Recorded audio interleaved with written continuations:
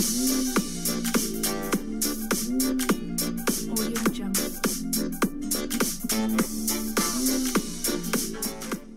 Alexandre Johan. Nous allons parler aujourd'hui des différentes phases lunaires, à savoir essentiellement de la nouvelle lune et de la pleine lune. C'est vraiment quelque chose en astrologie dont on entend souvent parler, parfois même un petit peu à tort et à travers. C'est également quelque chose dont on entend parler beaucoup dans l'agriculture ou dans la vie de tous les jours. Même les personnes qui ne s'intéressent pas à l'astrologie, bien souvent vont savoir quand est-ce que ce sera la pleine lune ou quand est-ce que ce sera la nouvelle lune. On entend parler notamment des personnes qui travaillent des fois dans le milieu hospitalier, qui travaillent dans les services d'urgence ou autres. Bien, par exemple, ils vont redouter de travailler la nuit en pleine lune puisqu'ils ont vraiment constaté que c'était beaucoup plus compliqué. À chaque fois que je rencontre quelqu'un qui travaille dans ces milieux-là, je ne manque pas de poser la question et effectivement à chaque fois, on me dit qu'à chaque fois, c'est des nuits particulièrement compliquées, particulièrement agitées. Notamment pour les naissances, mais c'est vrai que c'est quelque chose depuis des siècles et des siècles, voire peut-être même des millénaires. En agriculture notamment, on utilise les phases lunaires pour savoir quand planter, quand travailler la terre, quand récolter telle ou telle plante. Et c'est vrai que bien souvent, on entend des gens qui disent « je ne crois pas du tout à l'astrologie, par contre les phases lunaires, ça oui, j'y crois ». Mais ce qu'il faut savoir, comme vous le voyez ici sur ce petit dessin, c'est que les phases lunaires, ce n'est rien d'autre que des aspects astrologiques. Une nouvelle lune, c'est une conjonction entre les deux luminaires, c'est-à-dire entre la lune et le soleil, comme on le voit ici. On a la Terre qui est au centre, on voit la lune ici et le soleil au-dessus, c'est-à-dire qu'on a un alignement. La lune se trouve entre le soleil d'une part et la Terre d'autre part. Pour ce qui est de la pleine lune, c'est un autre aspect astrologique, un aspect dissonant, c'est-à-dire un aspect qui va introduire de la friction, de la difficulté, qui va compliquer la situation. C'est bien pour ça que la pleine lune est particulièrement redoutée. On parle un petit peu moins de la nouvelle lune, mais la pleine lune, c'est une période de friction entre les deux luminaires, donc un moment où en tout cas au niveau psychique, au niveau émotionnel, on peut vivre une grande déstabilisation.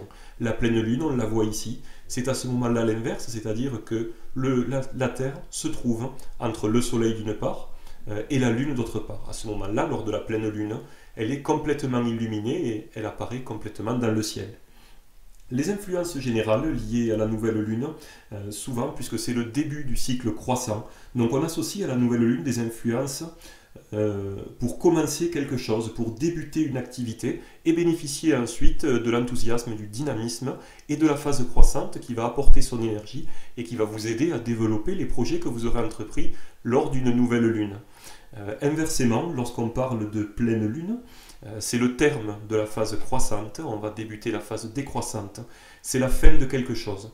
Donc c'est une période idéale à la fois pour faire le point sur ce qui a été fait par le passé, mais également pour mettre un terme et finir quelque chose. Donc on va prendre ici l'exemple de la nouvelle lune qui se produira le 9 septembre 2018 à 20h02. Donc on peut facilement constater ici que les deux luminaires, donc la lune et le soleil, sont conjoints, c'est-à-dire que l'écart angulaire entre ces deux astres est de 0 degré, ce qui se traduit sur une carte du ciel comme l'on voit ici, par les deux astres qui se superposent, qui sont l'un sur l'autre. Puisque par rapport au visuel que l'on a vu tout à l'heure, lorsqu'on part d'une carte du ciel, on part du principe que la Terre se trouve au centre. Donc par rapport à ce que l'on a vu tout à l'heure, effectivement, on va avoir la Terre d'un côté, le Soleil beaucoup plus éloigné, et la Lune qui se trouvera entre les deux astres. Ce qui se traduit ici, effectivement, par l'alignement parfait entre la Lune et le Soleil. Ici, ce que l'on peut déjà voir, même si j'ai rajouté les maisons astrologiques, mais puisqu'on n'est pas sur une comparaison de thèmes, elles n'ont pas un grand intérêt en dehors de si on voulait monter un thème d'élection. Mais ici, ce que l'on voit principalement, et ce qu'on voit souvent dans la presse ou sur Internet, c'est que cette nouvelle lune va se produire ici, dans le signe du lion. Donc ce que l'on pourrait dire, puisque le signe du lion c'est le domicile du soleil, donc on va pouvoir débuter les activités, c'est une nouvelle lune, en rapport avec soi-même, avec sa propre personne, mais également des activités en lien avec les enfants, puisque le lion est lié aux enfants, ou également un hobby, un loisir. Vous allez pouvoir débuter des choses dans ces domaines-là, puisque cette nouvelle lune se produit comme on le voit dans le signe du lion ici. Mais ça, ce sont des influences générales, c'est-à-dire des influences qui vont s'appliquer à tout un chacun sur notre Terre. C'est un petit peu général, alors c'est déjà intéressant, ça permet de donner une première indication, mais en revanche, c'est déjà un petit peu limité, si vous vouliez savoir exactement vous, de quelle manière vous allez être concerné, de quelle manière vous allez être impacté par cette configuration, par cette nouvelle lune. Ce qui serait vraiment génial, ce serait de pouvoir savoir comment ces configurations en particulier, ces nouvelles lunes, ces pleines lunes, vont vous impacter. Puisque déjà, vous avez peut-être remarqué, si vous suivez les phases lunaires, que parfois, vous pouvez les ressentir très fortement, et parfois, ça va être la pleine lune, et vous ne vous en apercevez même pas, puisque vous ne le ressentez pas dans votre quotidien, dans vos émotions. C'est un jour comme un autre. Donc nous allons voir ensemble qu'il existe une technique, c'est la technique des transits astrologiques, qui vous permet de personnaliser ces informations.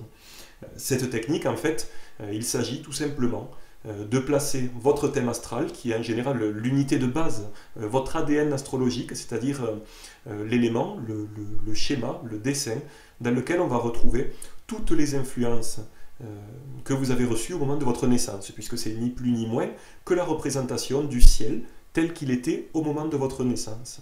On va donc retrouver à la fois tous vos potentiels, mais également vos faiblesses, tout ce qui fait votre personnalité, qui vous êtes sur tous les plans. C'est pour ça qu'on dresse le thème astral, pour déterminer, pour connaître une personnalité, puis aussi pour aider les gens à connaître leur chemin de vie, puisque lui aussi est inscrit dans le thème astral. On va donc prendre ce thème astral, et on va lui superposer la carte du ciel à un instant T. Donc là, en l'occurrence, au moment de cette nouvelle lune, on va superposer à votre thème astral la carte du ciel telle qu'elle sera le 9 septembre à 20h02 au moment de la nouvelle lune. Et voir de quelle manière ces planètes, et notamment la lune à ce moment-là, va entrer en résonance, va appliquer des aspects ou pas, avec les éléments importants de votre thème de naissance, à savoir vos planètes personnelles, et principalement la lune, le soleil, Mercure, Vénus, mais aussi Mars, Saturne et Jupiter, mais également vos pointes de maison, les maisons cardinales, mais également les autres maisons. Et puis on va voir aussi dans quelle maison va tomber cette nouvelle lune pour déterminer dans quel domaine de votre vie vous allez pouvoir mettre ces énergies de commencement pour débuter une nouvelle activité. La première des choses à faire pour savoir si vous allez ressentir fortement ou pas une nouvelle lune ou une pleine lune, ou quoi qu'il en soit, les différents transits lunaires, c'est de déterminer par rapport à votre thème de naissance déjà, si la lune est très importante dans votre thème, si vous êtes particulièrement sensible ou pas. Donc pour cela, on affiche évidemment votre thème de naissance. Donc nous nous retrouvons ici dans l'espace membre Tempus Magis, et on va donc afficher la carte du ciel, en cliquant tout simplement ici. Cette carte du ciel a déjà été créée par le passé. Si vous voulez voir comment est-ce qu'on peut créer une carte du ciel, sur YouTube, il y a une vidéo également qui montre comment on peut facilement créer et enregistrer une carte du ciel. Donc ici, on va aller sélectionner notre carte du ciel de Monsieur Dupont et l'afficher. Et on va voir donc si ce Monsieur Dupont est particulièrement sensible à la Lune ou pas. Quels sont les éléments dans une carte du ciel qui permettent de déterminer votre sensibilité à la Lune? La Lune se trouve-t-elle dans son domicile? C'est-à-dire qu'elle gagnerait en qualité mais également en force. Je vous rappelle que le domicile de la Lune est le signe du Cancer. Donc on visualise ici que la Lune se trouve dans le signe du Sagittaire, elle n'est donc pas en Cancer. La Lune fait-elle de nombreux aspects ou pas? Ici on peut se rendre compte déjà qu'elle fait au moins 3 aspects. Donc ici un carré à Uranus, mais également 2 oppositions. Une opposition ici au Soleil, qui est l'autre luminaire, donc c'est un aspect qui est très important, les aspects au luminaire sont particulièrement importants. Également une opposition ici à Mercure. Donc on peut dire que la Lune fait quand même pas mal d'aspects. Est-ce qu'elle est conjointe à un angle? Les angles sont la pointe de la maison 1, l'ascendant, le descendant ici, la pointe de la maison 7. Également le milieu du ciel, la pointe de la maison 10, et le fond du ciel, la pointe de la maison 4. Et on se rend compte immédiatement ici que la Lune est très proche du fond du ciel, de la pointe de la maison 4. Donc on peut dire qu'en plus de ces nombreux aspects, notamment au Soleil, la Lune est en plus conjointe à un angle, ici la maison 4. C'est particulièrement important puisque la Lune gouverne, en fonction des correspondances astrologiques, la Lune est en lien avec la maison 4, donc elle y est également particulièrement forte. On pourrait ici aussi vérifier, est-ce que la Lune est le maître d'ascendant? Ici ce n'est pas le cas, c'est également la technique des maîtrises planétaires. L'ascendant tombe ici, dans le signe de la Vierge, c'est donc Mercure qui est maître d'ascendant. Au passage, si la Lune n'est pas maître d'ascendant, elle est en tout cas opposée à Mercure, donc au maître d'ascendant. Ça renforce également son importance. On peut aussi voir le domicile de la Lune. Est-ce qu'il est particulièrement peuplé avec des planètes? Est-ce qu'un angle s'y trouve? Le domicile de la Lune, il n'y en a qu'un, c'est le signe du Cancer.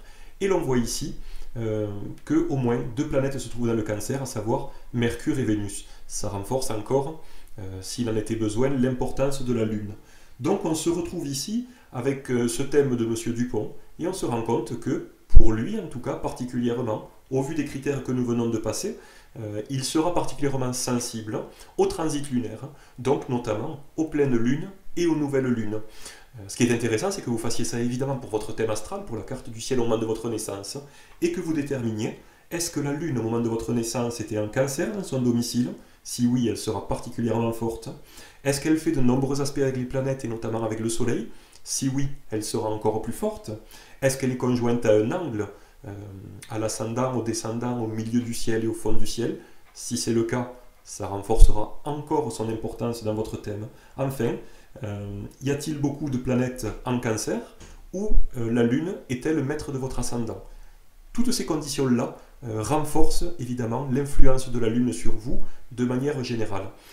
À savoir que si la Lune fait très peu d'aspects avec les autres planètes, qu'elle ne se trouve pas dans son domicile, qu'elle n'est pas conjointe à un angle, et que le signe du Cancer est vide, eh bien, vous n'aurez pas une très grande sensibilité au transit lunaire. Ça ne veut pas pour autant dire que vous ne ressentirez pas périodiquement certaines nouvelles lunes et certaines pleines lunes.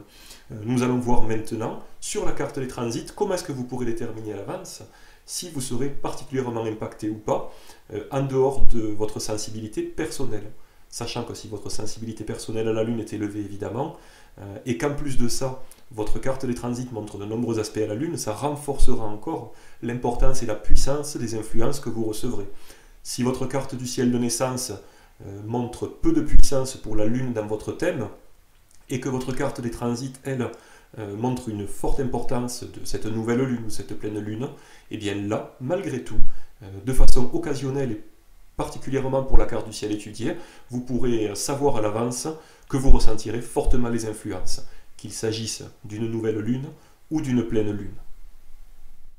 Maintenant que nous avons déterminé votre sensibilité générale aux différents transits lunaires, nous allons voir et afficher la carte des transits pour le moment qui vous intéresse. Là, en l'occurrence, par rapport à notre exemple, ce sera au moment de la nouvelle lune du 9 septembre à 20h02. Donc, 20h02 étant le moment de la conjonction exacte entre les deux luminaires.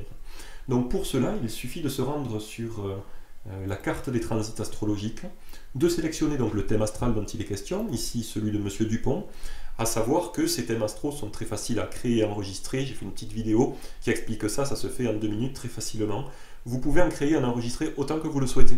Donc bien évidemment votre thème astral, mais aussi ceux de vos amis, de votre famille, de vos proches, mais aussi ceux de vos clients. Ça vous permettra d'analyser les différents transits, mais aussi leurs thèmes astraux évidemment, et pourquoi pas de partager avec eux et d'échanger avec eux sur vos analyses. Nous allons maintenant saisir la date du transit. Donc il s'agit du 9 septembre, nous le sélectionnons ici, et pour l'heure, il s'agit de 20h02. Voilà. Et on sélectionne ici, cliquez afficher la carte des transits. Au passage, je vous signale ce petit bouton télécharger la carte des transits au format PDF qui vous permet, comme son nom l'indique, de télécharger un fichier PDF contenant non seulement la carte mais aussi tous les tableaux récapitulatifs. Évidemment, ce fichier PDF, vous pouvez l'enregistrer sur votre téléphone, votre tablette ou votre ordinateur. Vous pouvez l'envoyer par email ou même l'imprimer, sachant que la version imprimable supprime les fonds noirs, ce qui le rend beaucoup plus lisible si vous souhaitez l'imprimer pour travailler dessus, travailler sur une version papier, ou pour le stocker évidemment sur votre ordinateur. Donc nous retrouvons ici la carte des transits, c'est-à-dire votre thème astral au centre, vous le reconnaissez peut-être. On reconnaît d'ailleurs ici la lune dont on parlait tout à l'heure, conjointe au fond du ciel. Et tout autour, une roue du zodiaque sur laquelle on va retrouver les planètes au moment de la nouvelle lune. Pourquoi la nouvelle lune? Mais on le voit ici, les deux luminaires sont conjoints. Donc on va avoir une superposition des planètes à l'instant T, en l'occurrence au moment de la nouvelle lune, mais vous pouvez évidemment en changer à la date, le faire pour toutes les périodes, y compris toutes les nouvelles lunes et les pleines lunes que vous souhaitez, que l'on va superposer ici sur votre thème astral de naissance. Évidemment, on retrouve en dessous les récapitulatifs, c'est-à-dire la position des planètes en transit, la liste des transits astrologiques, puisque c'est vrai que ce n'est pas forcément toujours facile de les lire ici. On retrouve la liste de tous les transits, et notamment avec les informations associées, à savoir dans quel signe ça se produit et dans quelle maison, très important aussi. Et en dessous, la liste des conjonctions des différentes planètes en transit sur les cuspides, c'est-à-dire les pointes des différentes maisons astrologiques. Donc ce que l'on va faire maintenant, puisqu'on a déterminé votre sensibilité générale au transit lunaire, eh bien on va chercher à déterminer votre sensibilité particulière pour cette nouvelle lune. Pour cela, qu'est-ce qu'on va faire? Eh bien on va regarder comment cette nouvelle lune en transit va interagir avec votre thème astral de naissance, essentiellement par les aspects, c'est-à-dire les aspects que vont faire cette nouvelle lune avec vos planètes de naissance, mais également avec les pointes de vos maisons de naissance. Donc, si ce n'est pas toujours facile à voir sur la carte du ciel des transits, mais c'est toujours intéressant d'y jeter un œil, ça permet de voir l'ambiance générale. Ici, on voit globalement pas mal de carrés, donc un moment quand même de tension. Ce que l'on peut voir ici, c'est que la Lune ou le Soleil, puisqu'ils sont conjoints, ne feront pas d'aspect sur vos planètes de naissance. Donc à ce niveau-là, il n'y aura pas une sensibilité particulière pour Monsieur Dupont, pour cette nouvelle Lune, en tout cas en général. On va voir maintenant les transits de la nouvelle Lune sur les pointes de ces maisons de naissance. Et ici, on se rend compte qu'il n'y a que Pluton qui transite la pointe de la maison 4. Donc la Lune ne transitera pas la pointe d'une maison, ni même d'une maison cardinale. Donc si M. Dupont n'avait pas été particulièrement sensible aux influences lunaires, finalement cette nouvelle lune, il ne l'aurait pas ressenti plus que ça. Si ça avait été une pleine lune de la même manière, il ne l'aurait pas ressenti plus que ça, puisque finalement la lune à ce moment-là ne fera pas d'aspect important avec ses planètes de naissance ou avec les pointes de ses maisons, de son thème astral, des pointes des maisons de son thème donc. Mais souvenez-vous que par rapport au point numéro 1 que nous avons vu, M. Dupont est très sensible au transit lunaire par rapport à tous les éléments que nous avons vus ensemble précédemment. Donc même si sur ce thème-là, sur cette nouvelle lune-là, on n'a pas d'éléments qui nous font dire que ce sera ressenti fortement par lui, de par sa sensibilité générale à la lune et au transit lunaire, il ressentira cette nouvelle lune de façon importante.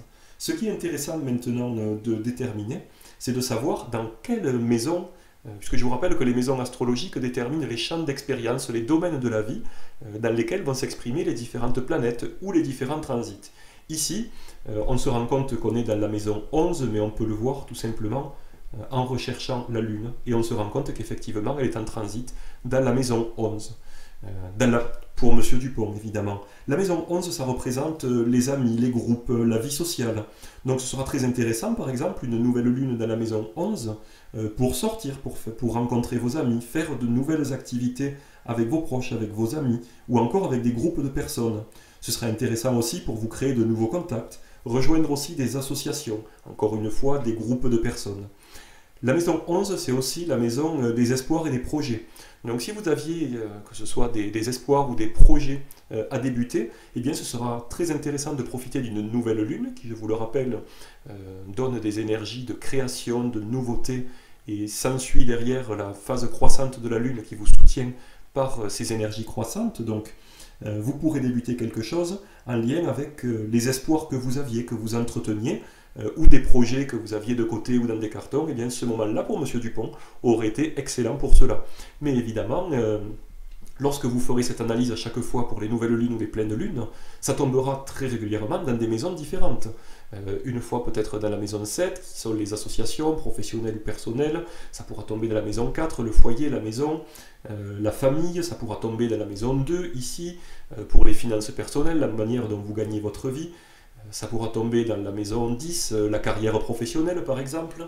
Voilà, dans chacune de ces 12 maisons, et d'ailleurs, dans l'espace membre, vous avez ici un article qui explique ce que sont les maisons astrologiques et qui résume pour chacune des 12 maisons les champs d'activité dont il s'agit, les domaines de votre vie qui sont régis par cela. Donc au final, vous vous rendez compte qu'il est très très facile, grâce aux outils de l'espace membre, eh bien, de savoir pour chaque nouvelle lune et chaque pleine lune, comment vous serez impacté, quelles seront les influences que vous recevrez, et surtout, comment les mettre à profit. Avec les nouvelles lunes, quel domaine vous pourrez débuter de nouvelles activités, et avec la pleine lune, dans quel domaine vous pourrez faire du ménage, faire du tri, en finir avec ce qui doit être terminé, mais également faire le point, regarder en arrière, et profiter aussi bien de célébrer ce qui doit l'être. Voilà de quelle manière, de façon personnelle vraiment, vous allez pouvoir utiliser toutes ces influences astrologiques, ces phases lunaires dont on entend souvent parler. Mais c'est vrai que si l'analyse générale est intéressante à lire et à utiliser, savoir si vous allez la vivre fortement ou pas et surtout dans quel domaine, c'est quand même quelque chose qui est passionnant. Parce que ça va vous permettre vraiment de caler un petit peu votre calendrier, caler vos différentes activités sur le calendrier lunaire et utiliser ces formidables énergies qui sont souvent des aspects, les pleines lunes et les nouvelles lunes, pardon, que l'on ressent très fortement, et bien les utiliser à votre profit pour débuter ou terminer les activités par rapport aux influences propres que vous recevrez vous-même.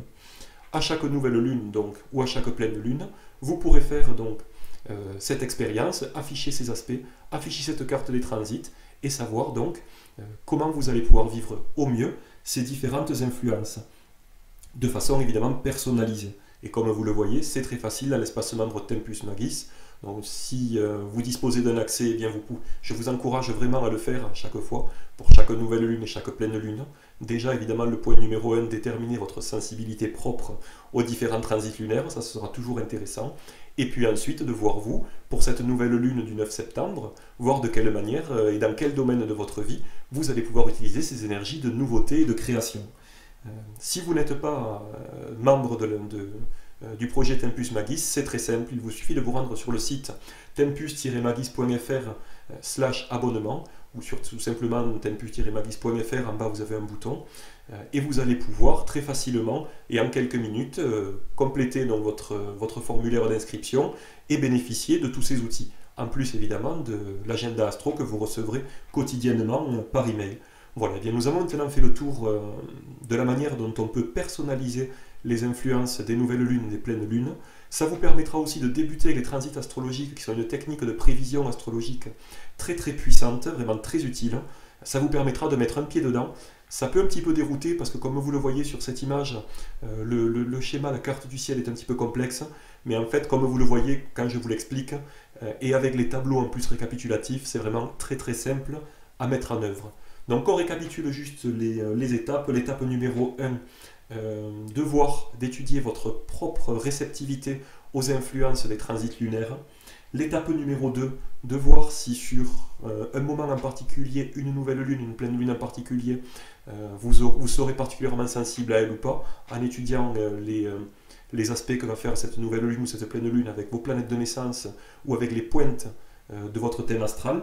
Et enfin, déterminer dans quelle maison astrologique va se produire la nouvelle lune ou la pleine lune, pour savoir dans quel champ d'activité, dans quel domaine de votre vie, vous allez pouvoir mettre à exécution ces différentes activités et ces différentes influences.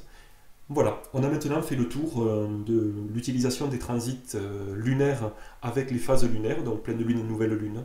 Il ne vous reste plus qu'à mettre tout ça en application, et puis comme vous le voyez, c'est quand même plutôt simple à faire, simple à utiliser, et puis ça peut vous rendre de grands services d'utiliser cette astrologie prévisionnelle pour votre compte, mais aussi pour ceux de vos proches, voire pour vos clients.